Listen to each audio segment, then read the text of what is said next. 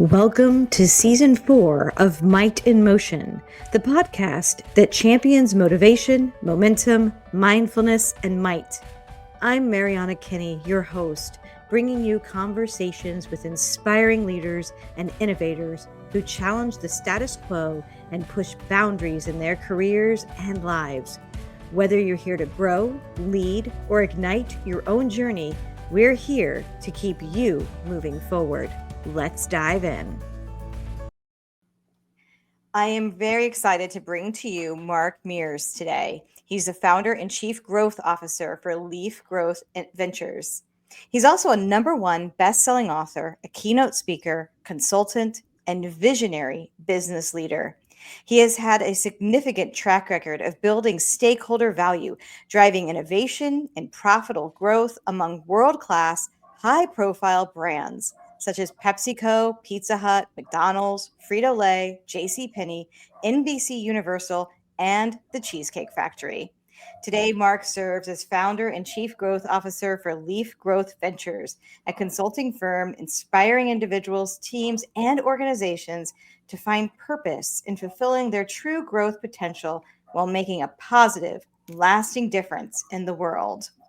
Mark has just released his new book titled The Purposeful Growth Revolution: 4 Ways to Grow from Leader to Legacy Builder. He is also a member of the Senior Leader Network within Conscious Capitalism, Inc., a global organization whose mission he shares: elevating humanity through business. Mark, I am so excited to have you here today. Thank you, Mariana. I really appreciate the opportunity to spend a few minutes with you and really look forward to diving in. You know, we had a fun conversation maybe about a month ago or so now. And one of the things that stuck with me was you're talking about coming from a leader to being a legacy builder. And the word legacy, it resonates so much for me. It's one of the reasons why I actually started this podcast, was to help build a legacy. So I'd love to know a little bit more about what that means to you and, what it means to your theme of paying it backwards. Yeah, that's great. And I'm so glad we're leading with legacy because it really is an important word. I believe that words matter. And so often we hear words and we use them and we don't maybe understand exactly what they mean, but because they're in vernacular and commonly used, we throw them out there. So we're going to have a good conversation today about a few different words that are really important for how we look at transforming leaders into legacy builders. Most people think of the word legacy, the first thing that comes to mind is bequeathing something of value to someone you love after you're dead and buried. That's one definition. But for me, it's about being a living legacy. And that to me means paying it backward for the benefit of others along their growth journey. And another one of those phrases, someone will say, well, Mark, isn't the phrase pay it forward? And I'll say, no, it's paying it backward. And here's what I mean. I'm a growth junkie. I love growth in all of its forms, and it's personal, relational, professional, and spiritual.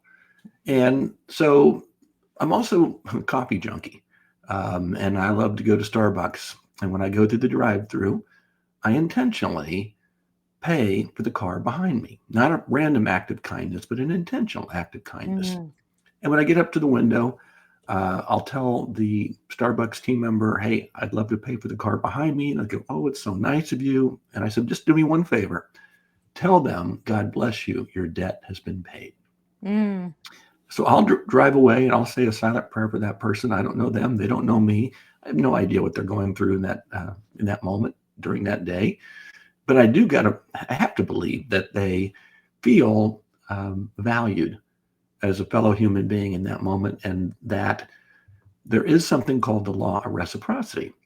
And it states basically when someone does something nice for you, you feel a deep-seated urge to do something nice for them, and oftentimes in greater measure.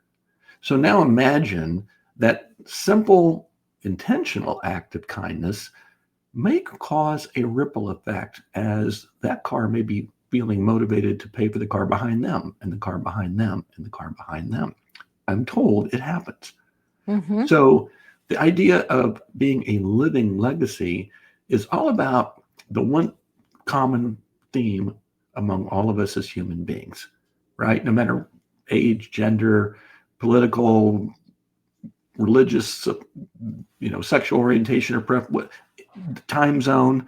The one thing I know, Mariana, is that each of us has 24 hours in a given day. Not one of us has a minute more or a minute less. And we get to choose how we use those 24 hours. And I happen to believe that looking at people through a lens of love and seeing how can I bless them today will oftentimes come back to me in tenfold measure, right?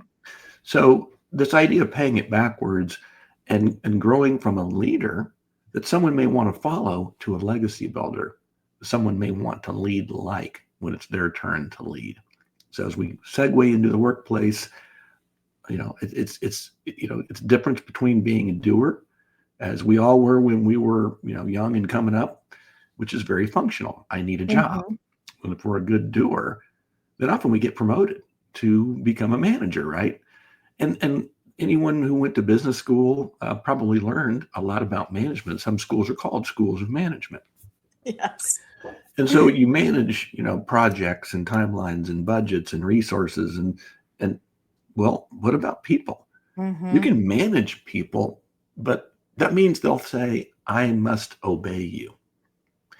Whereas a leader will change that paradigm around to be more relational and building trust, which is the foundation of any good relationship, right? And now that same person will say, I will follow you. And if you're a legacy builder, that means you're not only a really good leader, you're a great role model. And now when it's their turn to lead, they'll say, I will lead like you. And that's transformational. So we go from functional to transactional as we go from doer to manager, to relational as we grow into a leader, to transformational as a legacy builder, as we work together to obliterate the tired, old command and control management style that no longer serves us into a more relational, humanistic leadership style for the benefit of all stakeholders, our team members, not employees, our customers or clients or guests, as I call them from the restaurant and hospitality industry, to our business partners, which is anyone in our business ecosystem. And notice I talk about stakeholders and not just shareholders, right? Shareholders care about making a profit, and stakeholders care about making a difference. And in doing so, leading to profit. So the stakeholders can be anybody from investors or our supply chain partners, or people that are in manufacturing, distribution, and supply are the backbone of how most of the brands I've been part of have been successful. Because if we don't have food for a restaurant company, we don't have sales, right? And if we're doing a special promotion, which we call a limited time offer, we're probably going to buy certain products for a limited time. We got to be right on what we purchase, how much we purchase, how much we pay for it, and what's the right distribution strategy to ensure that we have enough of it for us throughout the promotion. And then, unfortunately, sometimes we overorder. What can we do when we may have extra? And working with someone like a partner instead of just a supplier, they're going to help us think through each of those important issues. And then the fourth stakeholder is really important: communities, the communities we serve. And if you think about that, it's not just about patting someone on the head and doing something nice with whatever bounty you have at the end of the year.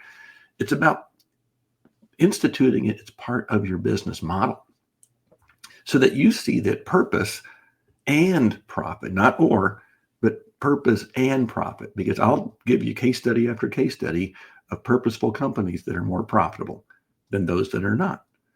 So paying it backward allows us to make a difference, a positive, lasting difference, not only in our lives, the lives of others, the companies we serve, and the communities we serve. Yeah, this really resonates with me. I mean, I've had close to 25 years in supply chain, everything from inventory management to distribution, transportation, a variety of modes from international to domestic freight. And I love the commentary about partners. And for those of you that listened to the last episode, I was talking to, a former business partner of mine, and she's with a trucking company, and we talked about how we would work together. So yes, I need to drive cost out, right? As the shipper, she needs to make money as the actual carrier, right? And at the end of the day, we've got to get the right product to the right place at the right time, right? Otherwise, to your point, for that limited time offer, that product's not there for the customer. It's not there for the community that you're serving. And so I love that concept of partnership, because that's how I've always tried to Mm. approach those relationships. I guess I learned early on, if you walk in with a big old stick and you just beat everybody over the head because you can, they're not going to be there to help you when you actually really need them. So when you're partnering Yeah. up front, it helps in the long run. I'd love to know your thoughts as being, a former president and a chief marketing officer of these large organizations on, maybe some examples of how you approach that and how it helped you in your career. Yeah. What most people don't understand is that your partners in your ecosystem have resources beyond just their goods and services, right? 100%. So when I work with a Pepsi or Coca-Cola or Tyson chicken or you name it, I'm not looking at beating them up over price and saying, yeah, as the account, I have that ability, but guess what? They'll find other ways to make the profit they need to make. Trust me. Okay. But if I help, give them the vision that if you help me through your resources sell more, of our total product line, we're going to sell more of your items. And so you're going to make more money. Yep. So if you see it as a partnership, great example is I've had great relationships with both Coke and Pepsi in the restaurant business throughout my career. And what they can bring to the party in terms of research, access to information that our brands may not have the money to do, properties, worked with celebrities and sports figures that are in their stable that they are able to give to us.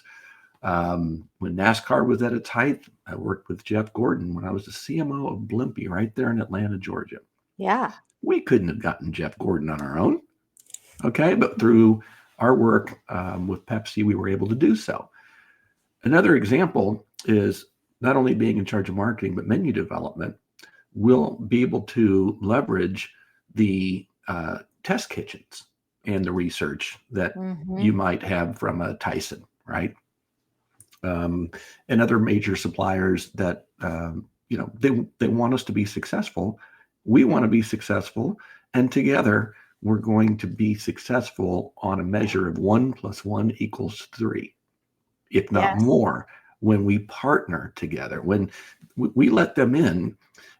One time I'm thinking we were at a restaurant chain and we went to Orlando, Florida, and we invited all of our supplier partners, including our agencies, our chefs from each of their different places. And it was because I inherited a new job as a CMO and head of menu, and we didn't have a calendar filled out for the next year.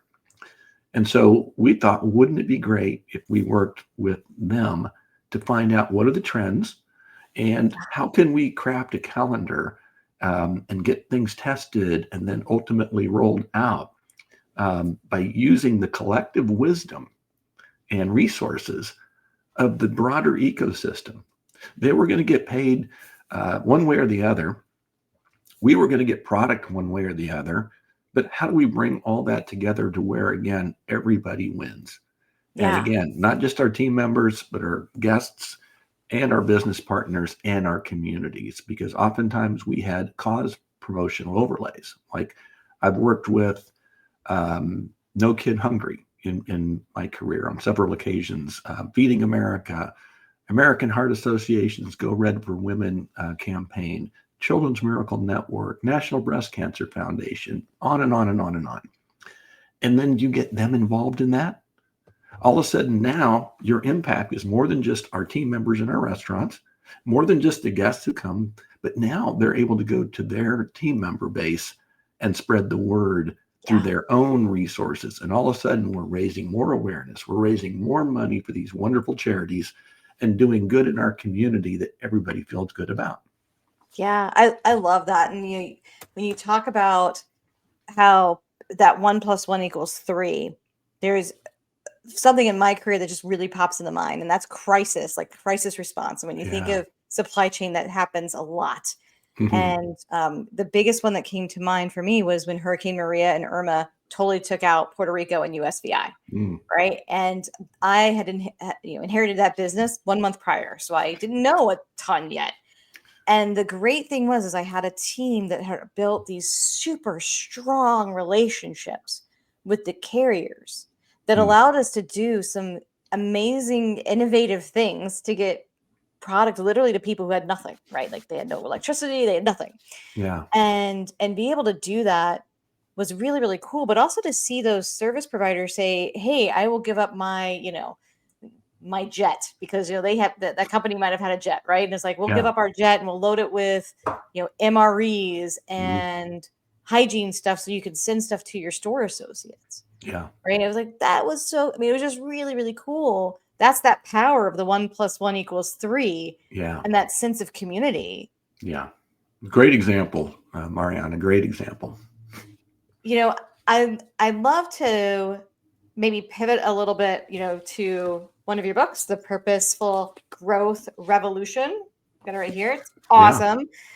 In the book, you quoted, I think it was Thomas Edison. You talk about vision without execution is nothing more than a hallucination. Yeah. And One I'm of like, one of oh, my that's so favorite powerful. all-time quotes. Yeah. Thank you.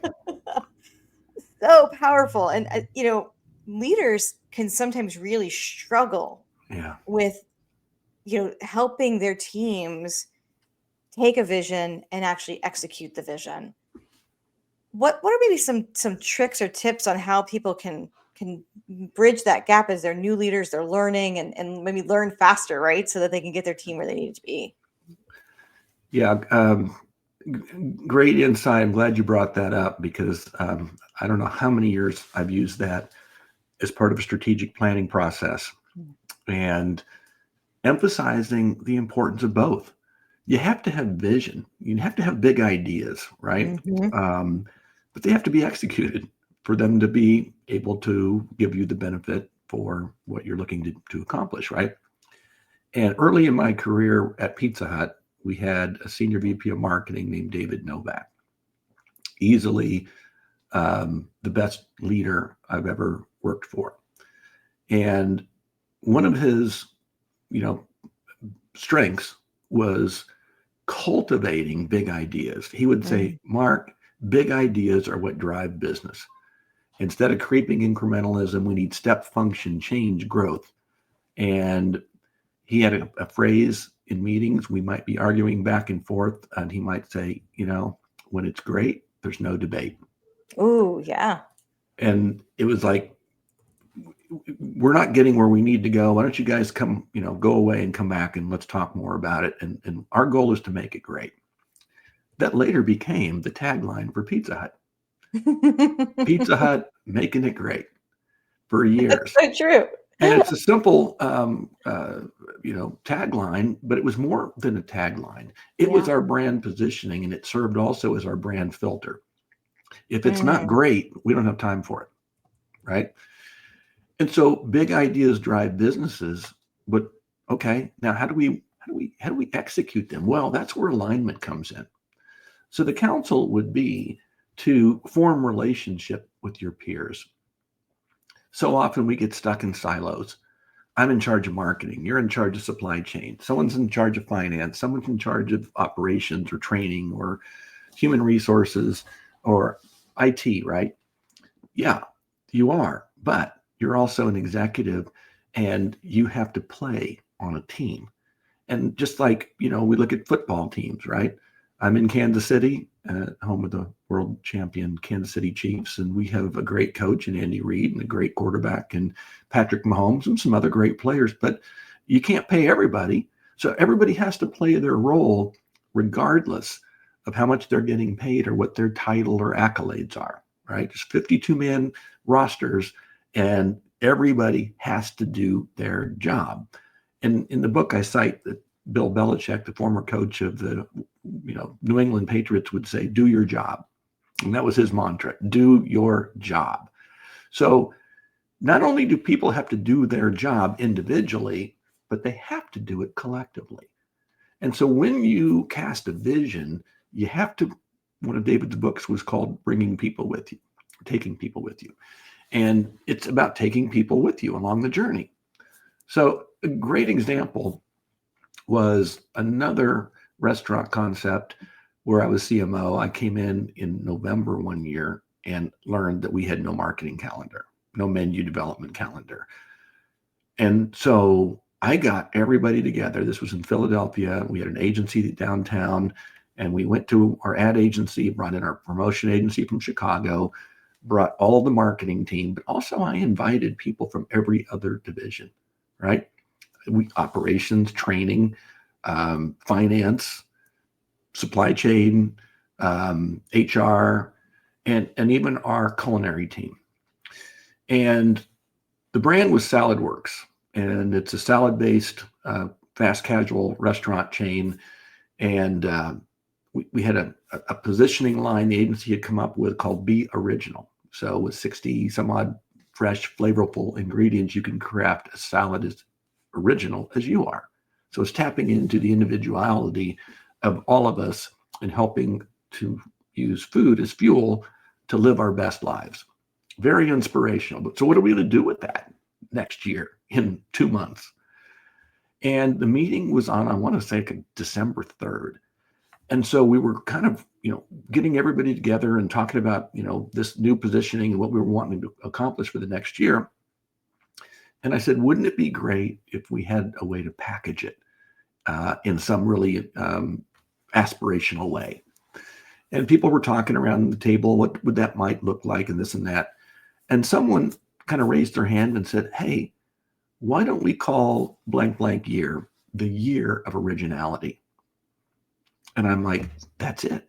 So we could carve up the calendar and talk about this is how we're kind of focusing on originality during this time period, and this time period, and this time period, et cetera, et cetera, et cetera. And the originality of our team members, our guests, our business partners, and our communities. And it became kind of this whole publicity thing that our PR agency ran with. Well, you know who came up with that idea? Was it me? Nope. Was it someone on my marketing team? Nope. Anybody in our PR or ad agency? Nope. It was our executive chef. Hey, listeners. I hope you're enjoying this conversation as much as I am. If you're finding value in these insights, don't forget to like, subscribe, and leave a review wherever you're listening. Your support helps us reach more people and bring even more inspiring guests to the show. Let's keep building this incredible community together.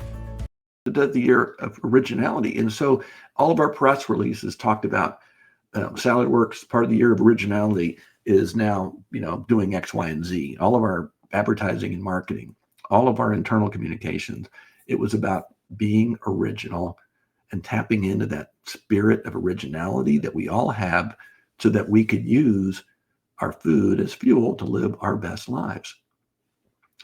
What would have happened had I not brought everybody together? We probably wouldn't have had that idea. What would have happened had I not listened to that person? And instead, I'm like, that's it. And everybody excitedly started talking about it. And before the afternoon was out, Mariana, we had built out the calendar for the whole year.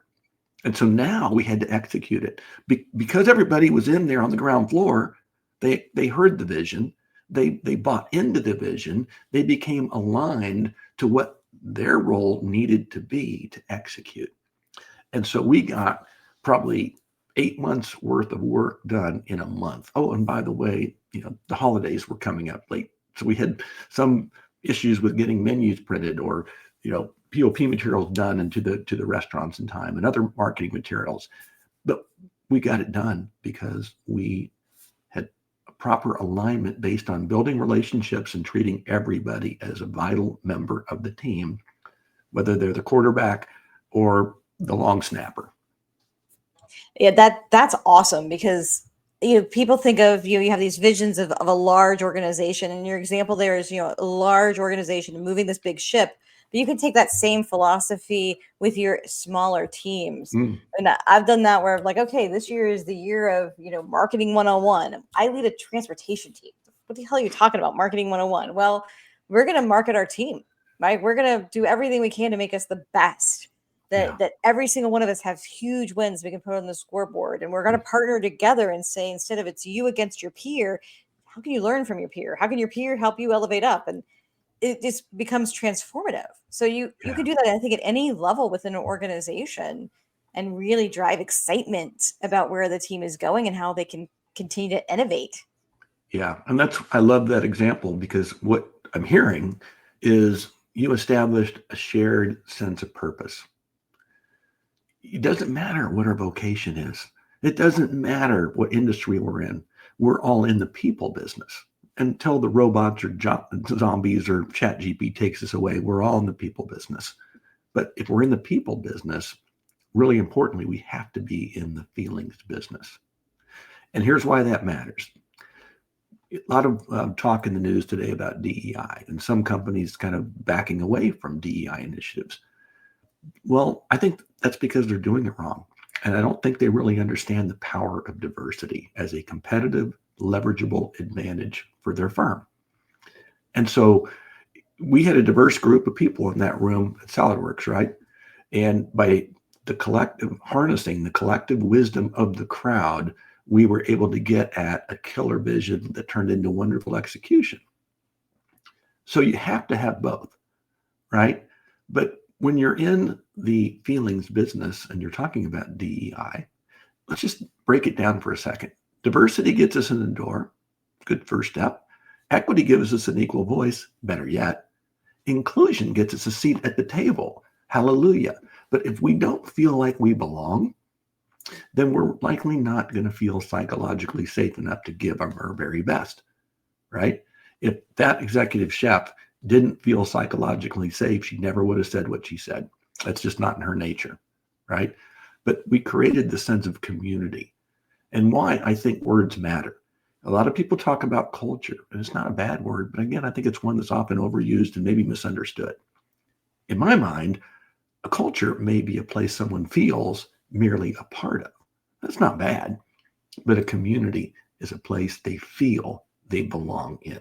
And notice I emphasize the word feel in both Yeah. examples.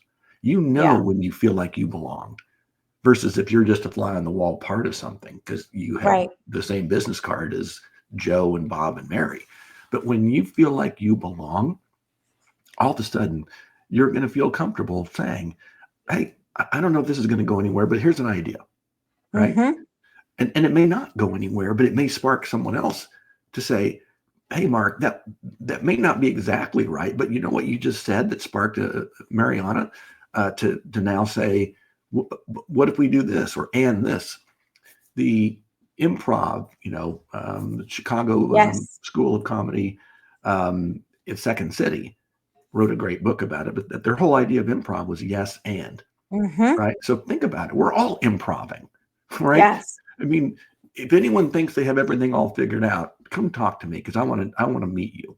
But I know that regardless of how much time we have in advance to plan, we're still having to improvise Yeah. based on various dynamics that may happen. Oh, I don't know. Maybe there was a dynamic called COVID, you may remember, right?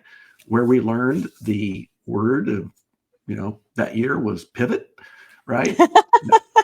And the meme of that, year was you're on mute.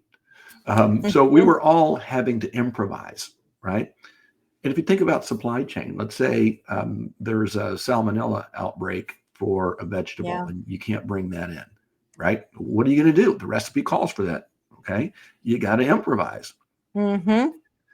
But if you're not in a community where people feel like they belong, then they're likely not going to come up with ideas and solutions that can get us past whatever headwind we're facing, right? Yeah. Yeah. No, I mean, that resonates a lot with me. I always think about taking teams from chaos to community. It's like that there's an arc there that happens. Yeah. And you don't always stay in chaos and you don't always stay in community. It's this constant Mm. flux. And how, as a leader, if you can get people into that community state faster and faster from, oh, we did a reorg, and now you report to me and you didn't want to report to me, but now you do. Or somebody, decided to leave the company, or oh my gosh, we just got dumped this huge project on our Mm. lap and now you got to go take $20 million out. How the hell are we going to do that? Right. Chaos means different things, but the faster you get that organization to that sense of community, like you talked about, the Yeah. faster that team can start hitting those wins. I love that. Chaos to community. That's brilliant. Thank you for sharing that with me. I might have to steal that somehow. No, someday I'm writing the book, man. Hey, let's Oh, write the book together. That's let's what we do should it. do. From chaos to community. Yeah, I know. I Cool. mean, I think every really great leader is able to do that and really take teams and transform them. And that's why I love how your examples just resonate with that sense of belonging and that sense of people are in it together. And, to your point of, if you're in the restaurant business, it is about people. It's about that customer. It's the same thing in transportation and supply chain. Yeah. When I'm interviewing people and they have on their resume that they once waited tables or they were an Uber delivery driver, it's like, oh, okay, now I know. Now I know that you can have a customer in mind.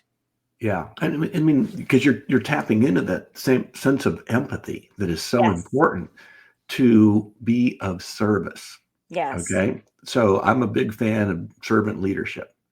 And I Mhm. break down servant as at its core is humility. Mm-hmm.